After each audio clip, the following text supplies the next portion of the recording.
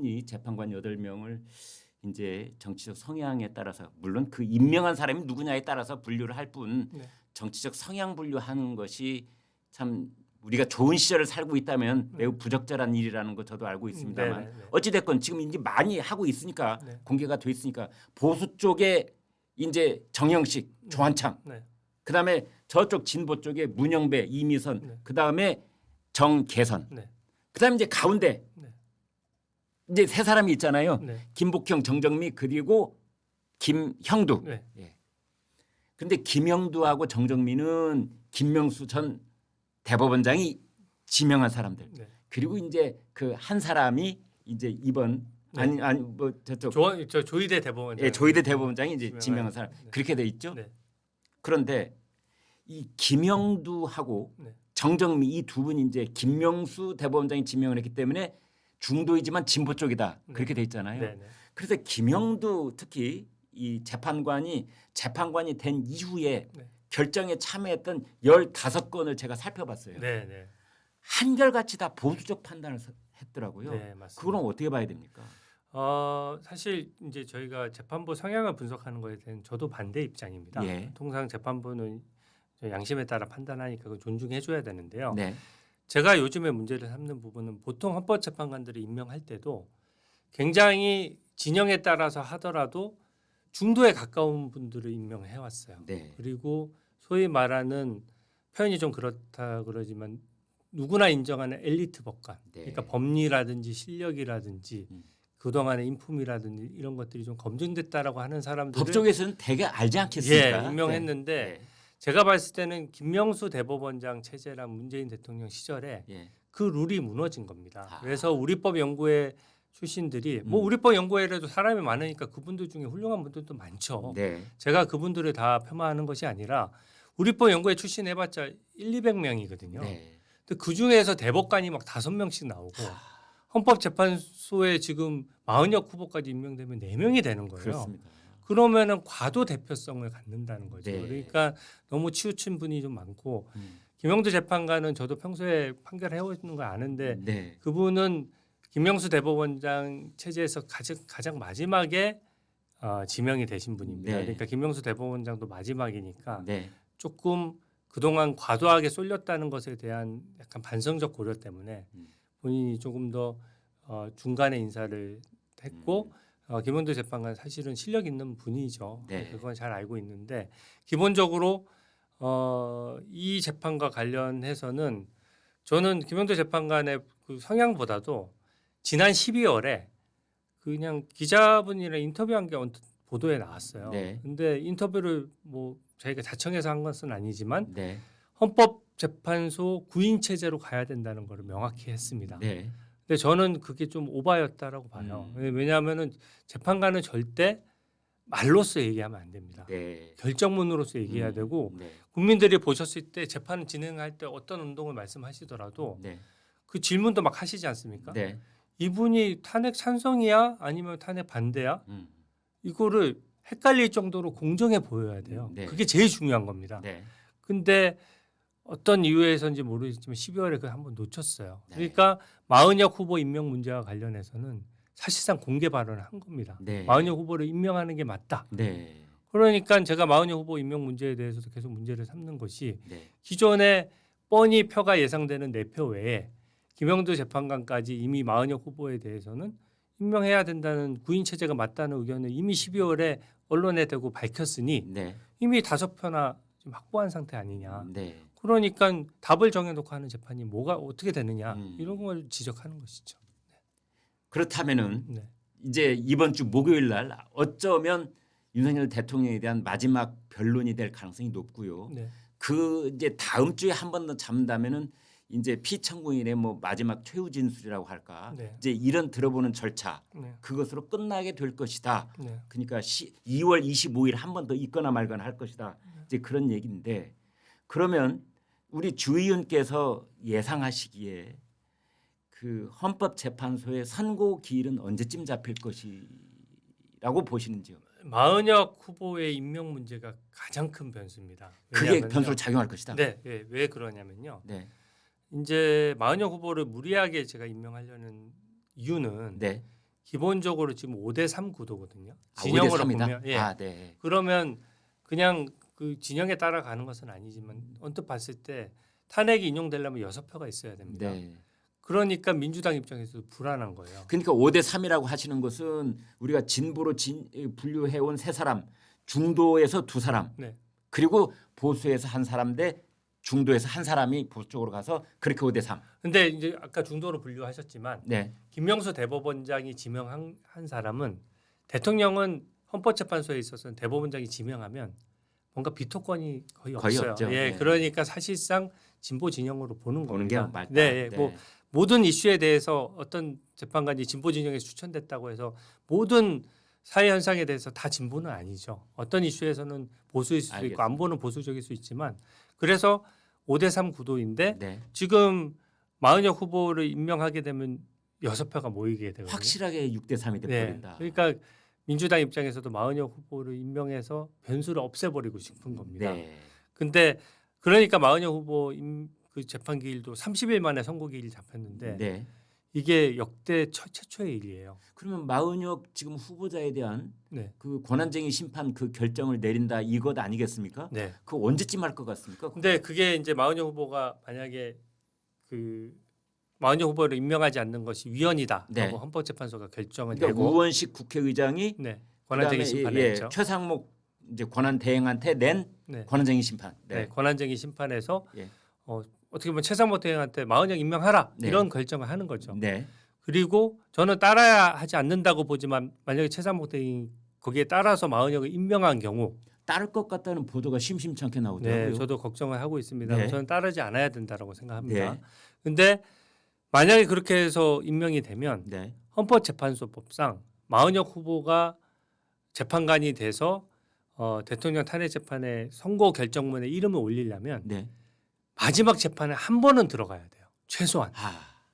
그러니까 예. 이 2월 20일에 재판이 딱 끝나고 네. 박범계 의원은 뭐 저 3월 초면은 재판 끝날 거다라고 하는데 네. 만약에 2월 20일에 끝나고 나서 어떤 재판도 열지 않는다라고 하면 네. 마은혁 후보는 재판관이 돼봤자 음. 이번 탄핵 재판에서는 빠져야 아예 된다. 빠져야 되는 겁니다. 법상 그건 명백해요. 우리가 흔히 얘기해왔던 갱신 절차하고는 또 다른 얘기를 지금 하고 계시는 거군요. 네, 갱신 절차도 당연히 해야 되지만 난 법상 최소한 종국 심리에 관여한 재판관만 결정을 할 수가 있는 것이죠. 종국 심리라고 하는 것은 마지막 재판을 얘기하는 겁니다. 그러니까 최후 진술이 있는 그 심판을 말하는 거예요. 예, 맞습니다. 네. 그러니까 2월 20일은 한덕수 총리 관련돼서 증인 신문도 있는 날이니까. 한덕수 그다음에 홍장원, 조지호 세 사람 이제 증인으로 돼 있죠. 네. 네. 그래서 저는 이제 헌법재판소가 혹시 꼼수를 부려서는 안 된다는 생각에서 제가 최악의 시나리오를 한번 가정해 봤는데요. 네. 만약에 그 2월 20일 재판을 열고 예. 마은혁 후보를 임명한 다음에 언제요? 뭐 예를 들어서 2월 말이나 3월 초쯤에 임명하고 네. 3월 한 뭐 5일쯤이나 6일쯤 뭐 최종 변론 기회 최후 변론 그 네. 대통령에게 마지막으로 할 말씀 다 해보시라 네. 이렇게 해서 몇 시간 열고 그때 마은혁 재판관이 앉아서 그 재판에 참관을 하고 네. 참여를 하고 예. 그러면은 결정을 할 때 마은혁 후보가 결정문에 이름을 올릴 수 있는 거죠. 그리고 일주일 뒤에 이제 최종적으로 결정을 내린다면 보통은 변론 기일 종결되고 나면 2주 뒤에 결론을 내립니다. 보통은 예. 박근혜 전 대통령 때 2주 뒤에 네. 나왔었죠. 근데 이제 보통은 이제 그렇게 시나리오를 제가 봤을 때는 짰을 가능성이 있는데 네. 탄핵 심판 TF든 어찌 됐든 누가 됐든 그런 생각이 떠올렸을 수가 있거든요. 제가 생각할 수 있는 거를 그분들이 생각 못할 리가 없어요. 네. 근데 다만 이제 이런 사실이 좀 알려지면서 지금 일정이 꼬인 겁니다. 아. 마은혁 후보를 갑자기 그 사이에 갑자기 임명하자니 네. 이게 지금 너무 속이 보이잖아요. 속이 빤히 보이니까 마은혁 후보를 민주당도 그렇고 헌법재판소도 그렇고 임명할 수도 없고 임명하지 않을 수도 없는 묘한 딜레마에 빠져 있는 상황이고요. 그게 이른바 마은혁 딜레마요. 네. 또 국회 측 그러니까 탄핵소추 청구인 쪽의 딜레마다. 네. 그래서 저는 보통 재판할 때 최종 변론 기일은 보통 엽니다. 네. 그래서 2월 20일에 재판이 변론 기일을 종결하면 네. 한 번 정도는 무조건 잡을 거예요. 음. 그래서 만약에 마은혁 임명을 포기하고 잡는다라고 하면 네. 3월 초에 잡아서 2주쯤 뒤에 이제 선고를 하려고 하는 것 같고요. 거기서 두 가지 궁금증이 생깁니다. 네. 그 이전에 한덕수 총리 탄핵 소추에 대한 정족수 권한쟁의 심판이 있잖아요. 네. 거기에 대한 결론을 먼저 낼 가능성은 없다. 그러니까 지금은 이제 마은혁 임명 문제보다는 사실 한덕수 대행의 그 권한쟁의 심판을 먼저 하는 게 맞거든요. 네. 예, 일도 먼저 일어났고 네. 더 중요도도 논리적으로 보더라도 한덕수 대행에 대한 탄핵 소추가 만약에 150석으로 무리하게 밀어붙였지 않습니까? 네. 대통령 권한대행이 200석을 해야 되는 거거든요. 그러면 그게 원천 무효라고 하면 지금 헌법재판관들 임명의 정당성부터 지금 이 구도가 완전히 한꺼번에 좀 이거 와해가 되는. 와해가 되는 것이죠. 네. 그러니까 이제 재판 일정으로 보면 마은혁 후보 관련된 재판은 지난주에 끝났습니다. 네. 변론기일이 끝났고요. 한덕수 대행에 대한 권한쟁의 심판은 이번 주 이제 수요일에 열리게 되죠. 이번도 한 번으로 끝날 가능성이 있다고 한 보세요? 번으로 끝날 가능성이 있습니다. 네. 근데 선고기일을 어떻게 잡을지는 좀 봐야 되겠죠. 그러니까 아마 헌법재판소가 엄청 눈치를 볼 수밖에 없어요. 원래 일정대로라면 천천히 가면서 대통령 탄핵 관련돼서 결론을 제일 먼저 내리고 이제 나머지 것들을 결정하려고 했는데 누가 봐도 불공정하잖아요. 왜 윤석열 대통령에 대한 탄핵 심판만 이렇게 서두르고 한덕수 권한대행도 트럼프 체제에서 미국 통일시가 얼마나 중요합니까? 근데 그분에 대한 탄핵 심판은 왜 이렇게 미뤄지는 겁니까? 그런 비판을 계속 받으니까 지금 뭐 거의 언론들이 네. 한덕수 총리 빨리 복귀해야 된다. 네. 이명박 전 대통령도 그 말씀을 하셨고요. 예. 진짜 중요한 순간이에요. 중요한 트럼프 순간이에요. 체제에서의 통상 협상이나 이런 거에서 이분은 주미대사도 지냈고요. 탄핵 심판 네. 못지않게 지금 국가 대사예요, 그것이. 그게 제일 중요하죠. 예. 그게 제일 중요합니다. 네. 근데 그거를 안 잡고 있는 게 너무 뻔히 속이 보이니까 부랴부랴 재판 기일을 이제 조금 잡은 거예요. 그래서 저도 헌법재판소에서 어떻게 결정할지 모르겠지만 순리대로 한다라고 하면 당연히 한덕수 대행에 대해서 탄핵 심판 몇 가지 쟁점도 없거든요. 네. 내란죄도 뺐지 않습니까? 네. 그럼 빨리 결론 내서 빨리 복귀를 시켜야 된다는 거죠. 그게 우선이라고 생각하는. 중대결심이라고 변호인단이 얘기했던 네. 이 변호인단 총사퇴 네. 이것을 결심하지 않을 수 없는 상황이 올 수도 있잖아요. 네. 변호인단에게. 네. 그래서 변호인단 전체가 총사퇴를 하면 어떤 일이 벌어집니까? 근데 일단은 이 재판에 대한 불복이지 않습니까? 네. 그러니까 약간 심리적인 뭐 재판이 단심제니까 불복할 수 있는 절차가 없죠. 네. 근데 대통령도 재판에 임하지 않고 재판의 당사자 격인 변호인단이 총사퇴한다는 것은 네. 재판부를 향해서 날릴 수 있는 실효성이 무슨 절차적으로 보장된 건 아니지만 네. 이 재판 이 무리한 절차 진행 우리 인정 못하겠다. 네. 이 재판 결과 우리 승복 못한다. 이런 강한 의사 표시거든요. 재판이 그러니까 헌법재판소의 그 재판이 중단되어야 된다는 의견도 있는가 하면 뭐 국선 변호인들을 선임할 수도 있다 이런 말도 있고 그렇더군요. 원래 원칙대로라고 하면 네. 뭐 이재명 대표도 재판 끌어온 방법 중에 하나거든요. 네. 변호사들이 사퇴를 하거나 개인 일신상의 사유로 또 사직하는 경우도 있습니다. 그렇죠. 그러면 당연히 변호사를 새로 선임할 때까지 기다려줘요. 네. 근데 아까 말씀하셨다시피 지금 4월 18일 문영배 이미선 재판관 임기 전에 이 답을 정해놓고 빨리 결론을 내리려고 하다 보니까 이제 그런 절차적인 보장을 안 할 것 같아요. 그러니까 처음에 재판했을 때 발송 송달이라고 했지 않습니까? 네. 헌법재판소가 서류를 보냈을 때 이제 대통령이 형사재판의 어떤 방어권 행사 차원에서 그 서류를 좀 안 받았어요. 서류를 안 받은 부분은 그 정치적인 비판을 당연히 할 수 있습니다. 하지만 서류를 안 만든다고 해서 헌법재판소가 우편을 보내는 순간 도달한 것으로 본다. 이거는 재판에서 제가 처음 보는 ABC를 안 지키려고 ABC를 작정을 한 안 셈이군요. 독특한 법리예요. 네. 그러니까 헌법재판소 엄청나게 편의적이고 이재명 대표한테 이런 원칙이 적용됐다면 지금 이재명 대표 재판 다 끝났습니다. 본인도 이재명 대표 재판 관련해서 서류 안 받으면서 미뤄진 적이 얼마나 많은데요. 네. 그러니까 그 서류를 안 받는 걸 비판할 건 비판할 거지만 그 발송 송달식으로 그렇게 어거지로 송달된 걸로 보고 재판기를 막 잡아버리면 안 되는 거거든요.